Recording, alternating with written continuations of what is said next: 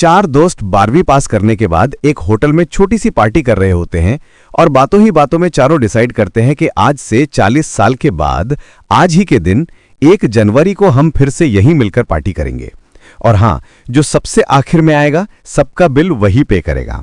Hotel का waiter भी ये सब देख रहा था। कहने लगा, 40 साल बाद अगर मैं भी यहीं रहा तो आपकी ये पार्टी जरूर देखूंगा। ठीक 40 साल बाद पहला दोस्त होटल पहुंचता है तो देखता है वो होटल अब 5 स्टार बन चुका है। अब वहां पर सब कुछ बदल चुका है। तो एक शख्स उसे पहचान जाता है और कहता है, सर बैठिए, मैं आपको पहचान गया, मैं वही वेटर हूं जो अब इस होटल का मालिक बन चुका हूं। वो कहता है, क्या बात है। इतने में दूसरा दोस्त आ जाता है। दोनों की बातचीत शुरू होती है कि बिजनेस ग्रो कर गया, सब कुछ अच्छा चल रहा है। दोनों अपनी अपनी बातें शेयर कर ही रहे होते हैं कि तीसरा दोस्त भी पहुंच जाता है। लेकिन चौथा दोस्त अब भी नहीं आया।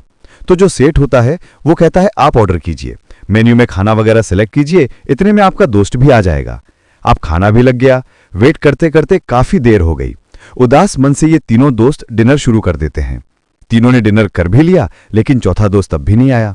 अब जब बिल लेने की बारी आती है तो कहते हैं कि विकास तो शायद बहुत बड़ा आदमी बन गया, हम सबको इग्नोर कर रहा है, चलो हम ही बिल पे कर देते हैं। जैसे ही बिल पे करने के लिए काउंटर पर पहुंचे तो काउंटर का मैनेजर बोला, आपका बिल तो ऑलरेडी पे हो चुका है।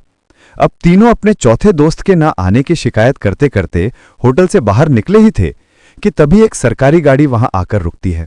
उसमें से एक लड़का उतरता है और तीनों के पैर छूते हुए कहता है, मेरे पापा टीचर बन गए थे, मुझे कलेक्टर बनाने के काबिल कर दिया, लेकिन अफसोस मेरे पापा आज से 1 महीने पहले ये दुनिया छोड़कर चले गए।